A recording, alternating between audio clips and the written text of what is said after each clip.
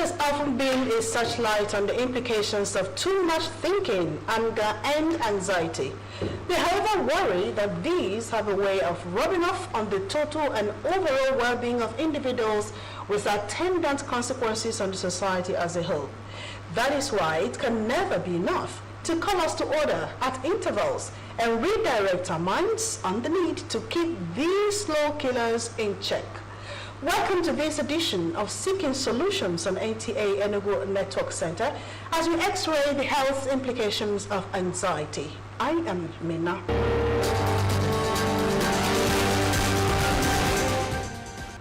My guest is a professor of surgery, consultant urologist and andrologist, head of Department of Surgery and chairman Combined Board of Surgery, College of Medicine, University of Nigeria, Itiko Campus, Professor Frank Ozemena. It's good to welcome you to Seeking Solutions, sir. Thank you very much, Mana.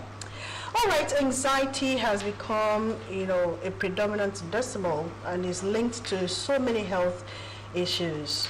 Let's go to definitions. What do we mean by anxiety?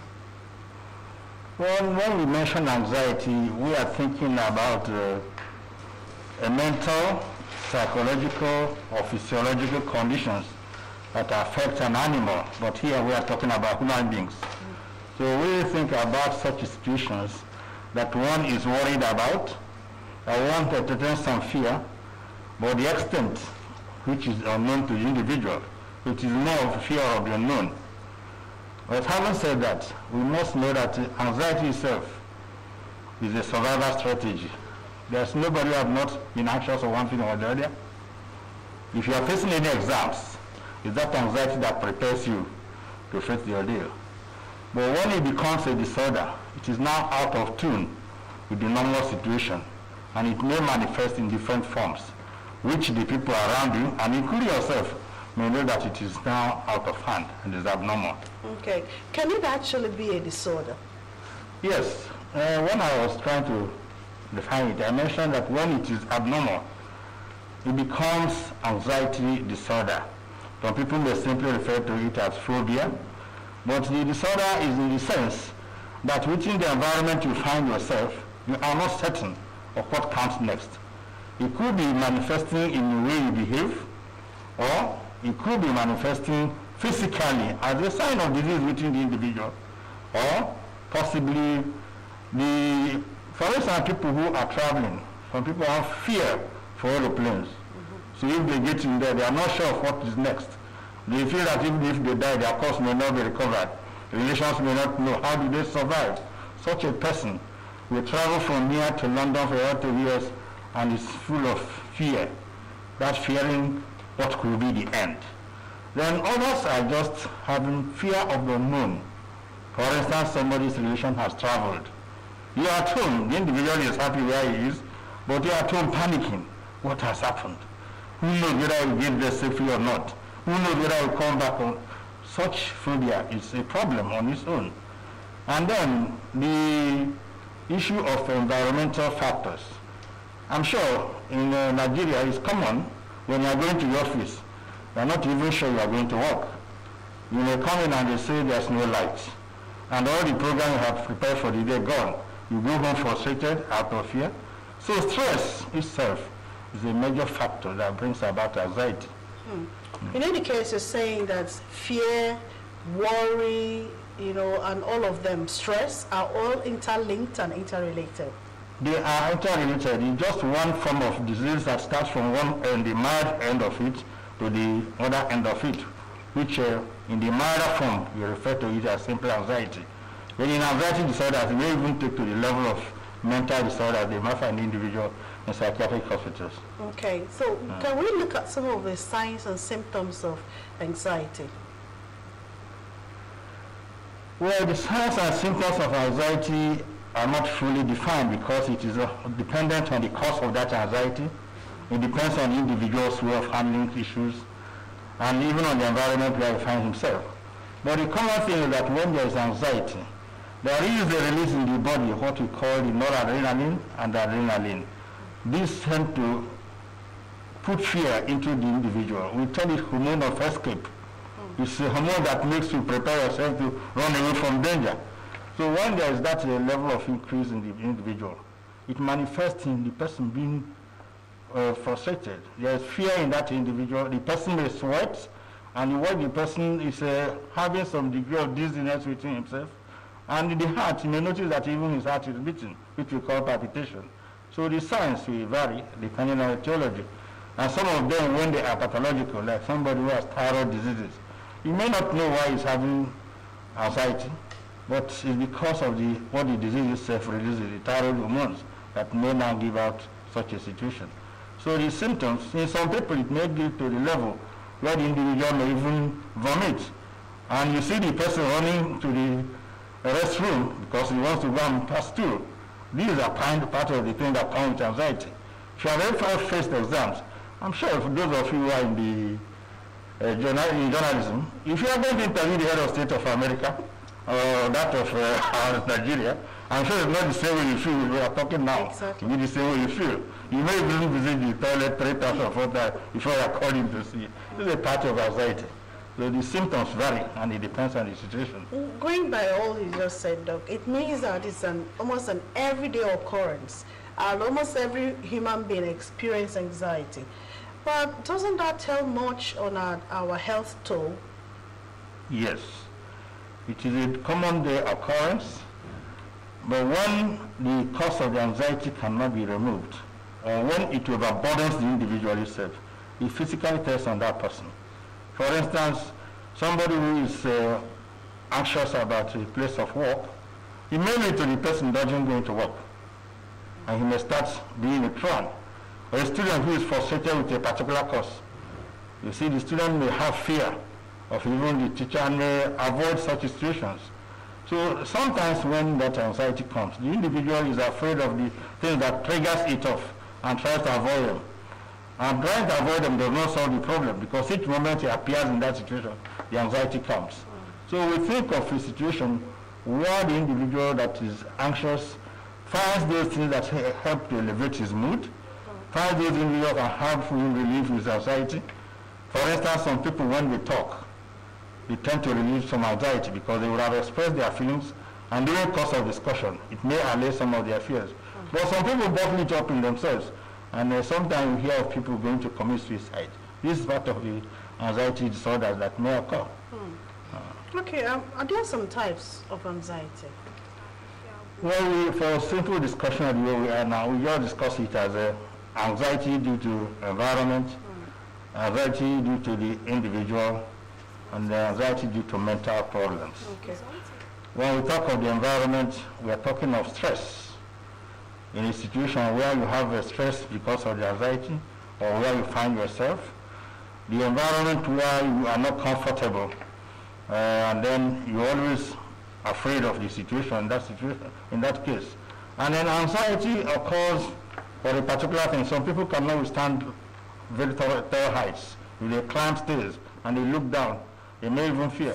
Phobia for such, that's a type of anxiety. Some people, when they travel in vehicle, you may see them have traveling sickness. They start vomiting, fear of the unknown. These are type of environmental anxieties. But the internal one that is purely due to the individual is something inbuilt in that individual due to the upbringing, due to the type of experiences he has had. For instance, somebody who has just lost a very dear one, that type of anxiety is already what next? How do we survive? That type of anxiety. Or you have somebody who is, for instance, a baby, for the first time going to school. The mother drops the baby and wants to drive away. The baby will way down the house. It's a type of anxiety. Because the child is not that sure of the people he's going to meet. He's afraid of the environment. That's the type of environment we're talking about. And for the mental cases, those ones are more morbid than we can think about, because the morbid anxiety is the one that people tend to internalize their problem. You may even see them losing weight. You don't know why they are losing weight. You ask them, they say everything is okay by me, but internally knows that all is not okay. Take, for instance, somebody who is facing a murder charge, is going for possibly the court is going to sit today, and judgment will come. If you go to that person, He can't even sleep throughout the night. He's afraid of what next. And that is why sometimes good news or bad news can trigger us. He comes to the court and they say he's expecting to be harmed, and lo and behold, the judge said, you are acquitted. You may even see him out of happiness collapse. That's a type of anxiety. So anxiety varies a lot. It's a very big umbrella, and people talk of anxiety. And the latest I can talk about is the recent Edo election. Even people who are not from Edo were full of anxiety, waiting to hear the result. Some people didn't sleep, following the trend of things. So anxiety is all over the place. Same with football, when the leagues are playing. And the only thing that unites this country, you can imagine. Nobody remembers party or remembers tribes or religion when football is being played. The anxiety, are we defeated or not? Okay. So, okay, let's look at those who are in the age brackets, that can be worse hit by the effects of anxiety. well, anxiety has no respect for age. But we discovered that with aging, the elderly withstand anxiety better than the younger ones. Because based on the experience, he has seen so many things, and he always knows what could be the worst. So don't panic as much, because there's nothing else he may not have seen. But anxiety is more with the younger age group, those who want to become billionaires in a day. He wants to look at a beautiful wife, wants to raise a mansion. And you see the man soliloquizing. He's walking on the road and he's talking to himself out of anxiety. And then when you see somebody, mother said, this is the type of person I want you to marry, your heart starts racing. From fear, what type of woman is this one? Can I live with this one and so on? Can this be like my sister or my mother? That type of anxiety is always there. So the youths are more affected than the more elderly ones. The children, their own, are easily taken care of, because the children believe that once their parents are around, they have reached the limit of protection. And no matter how their parents are, but once a mother is carrying a child, the child feels safe and all is well, so no problem. But for those ones who are now caring for themselves, running off letters get every day to make the end meet, anxiety is more with that age group. Okay, at what point should one really get worried, about the effect of anxiety? Is there a time when it really gets out of hand and one needs to seek medical help? Yes. Many a time, the person who is actually anxious, the person suffering from anxiety, may not know that he needs to see a doctor. For those who are around, we know that the behavior is no longer the same. For instance, you are sitting with a friend. Once, twice, you say, I'm tired of this life. People will laugh over it and take it as being simple. But it's a sign that if you are close to that person, you may need to see a doctor to know why he is, because he's tending towards taking his life. So symptoms, when you see somebody, any little thing aggravates, and as a mother, for instance, in the house, who have been so cordial with the children and playing, suddenly everybody in the house irritates the mother. You touch a plate, you're in trouble. Or lo and behold, something breaks. She will wear down the whole house. So a situation like that, when it comes, it's time to think about visiting a doctor so that they can find out what may be going on. And like we said, anxiety itself may not be a disease entity. It may be a symptom of other illnesses. But that individual will now complain, I'm feeling restless. I can't be comfortable in the house. I'm not sleeping well. I have frontal headache all the time. In that situation, the person will go and find out what it is. But you may have that is a physical illness that is giving rise to the anxiety. All right, we are still here with Professor Francis Ozemena discussing the health implications of anxiety. Seeking Solutions is still on. We'll take a short breather now. We'll be right back. Stay with us.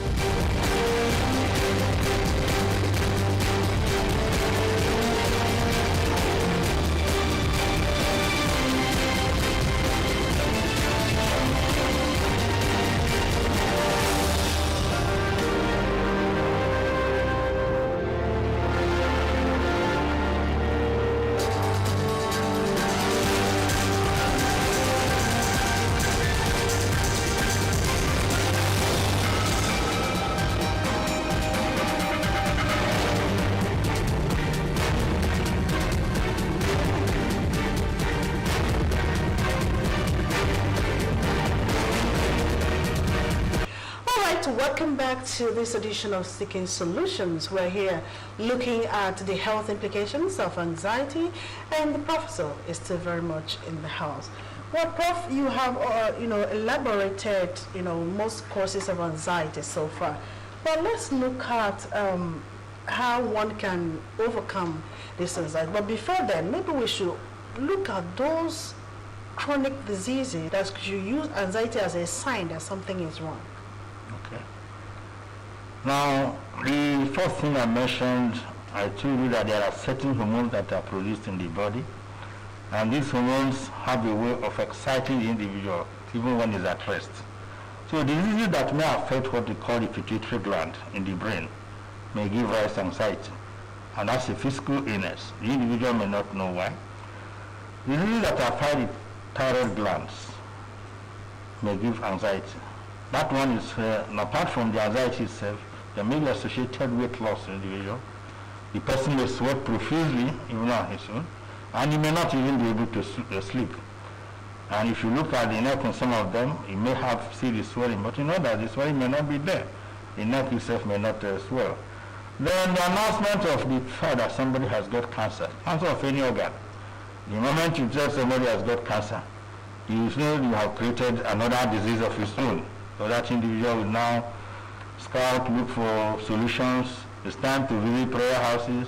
It's time to Babalawo, and so on, before he finally accepts the denying period is full of anxiety. Then in the early days when HIV came, people are so afraid. And you can even see us in the studio here. Many people can't see my face because I turned into a masquerade.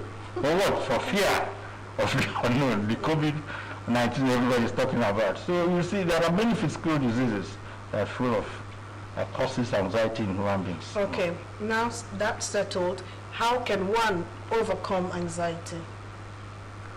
Well, overcoming anxiety, I'll classify them into environmental, that's parental upbringing, then contentment, then before we talk of medical treatment. You see, if you don't want to be anxious, first of all is to have a good faith in whatever you believe. But for us who believe in God, once you have faith in God, anxiety is not your problem. Because when you do your best and you can't go further, you say, let go. God take care of it. In that situation, your anxiety is removed. There are people who are trained from childhood to know that whatever you have, be content with it. You are not likely to have anxiety as a problem. But when you are the type that believes that the end justifies the means, you're always 24 hours under anxiety. So situations like that, you may not require drug, but what you may need is a psychologist, a psychotherapist. Especially, what about those that are very competitive in nature?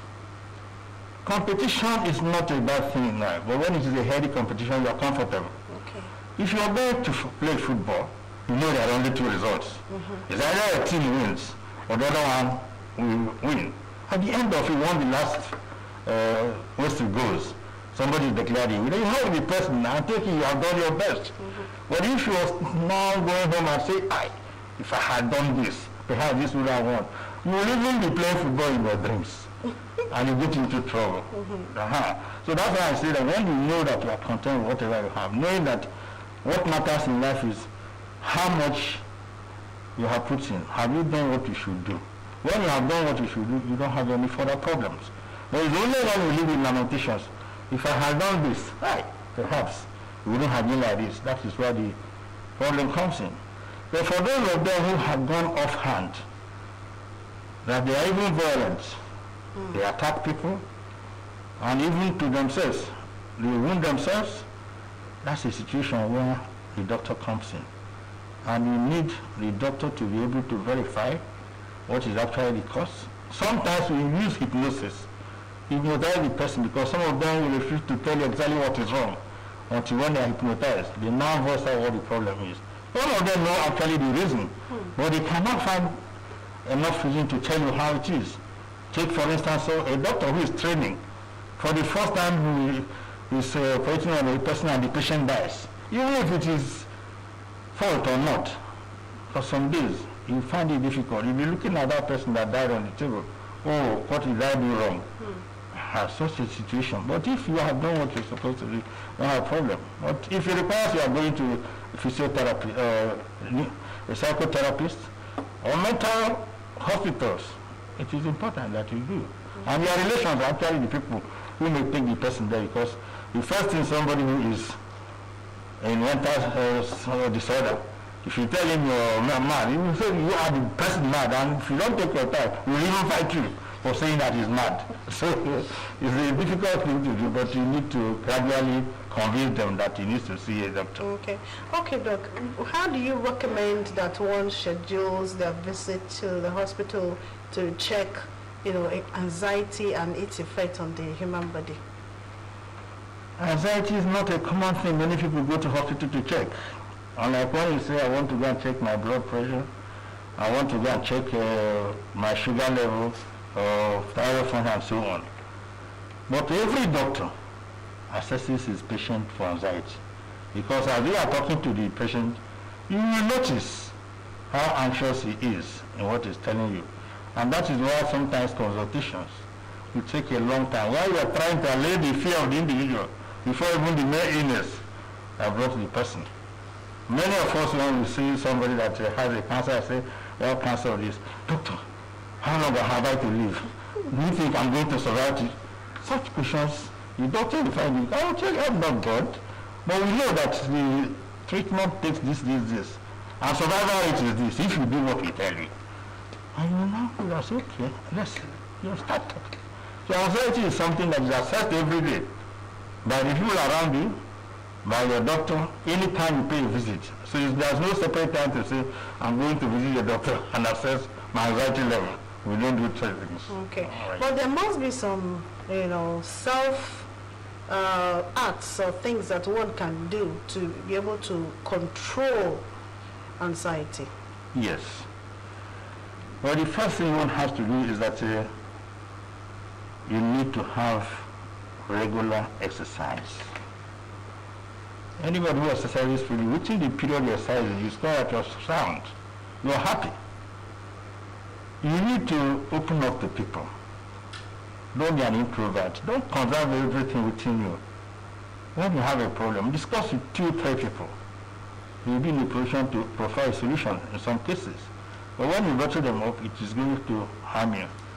And if you are in a marriage or relationship, nothing stops you from making it known to your spouse. This is your action. I don't like it. When you have voiced it out, you discover that the person may not even know you have been doing that.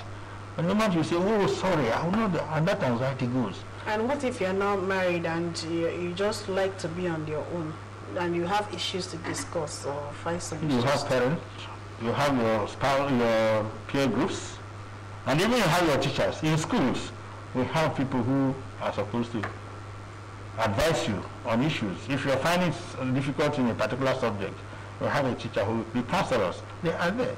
At every stage in life, there may be counselors. Either is a pastor, either is your teacher, either is your sibling, either your parents, and so on. Just open up, and when you have a problem, to those who can handle it, and you don't have a problem. Okay, Doc, your final words on how to take care of anxiety. Well, in an environment like ours in Nigeria, where anxiety is the order of the day, the first thing I advise us is to be content with the little we have. Too much demands, strikes here and there, those things don't solve problems. And the moment we know that we can exist doing our own things without even the government, be better for all of us. Because everybody looks at the government to do everything for him or her. That will not solve the problem. So for us to take care of our anxiety level, be content with what you have, do what you're supposed to do all the time, at the correct time, in correct places. I'm sure if you're passing through, you see people in the traffic light. You look at it, there's nobody around, but it's red, and it zooms off. You're full of anxiety doing that, because the next thing somebody comes out and wakes you up, or has start beating you. You are doing the wrong thing, the wrong place. So I think if people do what they're supposed to do, wrong things, correct things at the correct time in correct places. Anxiety is all over. Let me thank you so much, Doc, for coming on Seeking Solutions today. Thank you so much. We appreciate your contributions. Thank you. Thank you so much. You're welcome. Thank you. All right, that was Professor Zamina there with the topic, the health implications of anxiety. And of course, you've heard it all.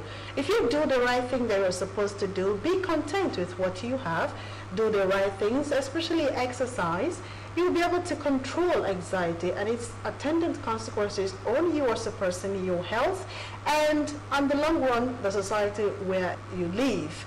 So, thank you so much for your time on Seeking Solutions today. Let's do this again same time next week. Until then, remember to still stay safe.